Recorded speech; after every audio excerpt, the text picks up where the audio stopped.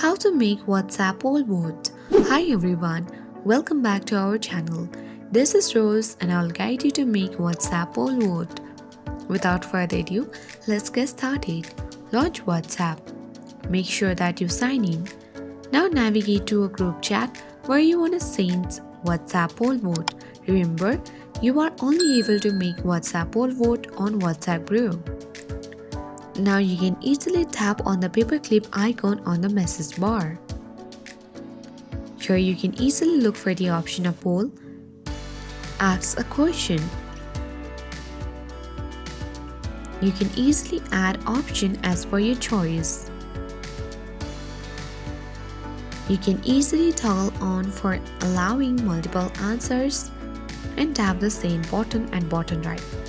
Now the members of this group can easily select any option and then vote for this poll. That's it. I hope this guide was helpful. If it was, don't forget to like, share and comment. Thank you for watching and I'll see you in the next video.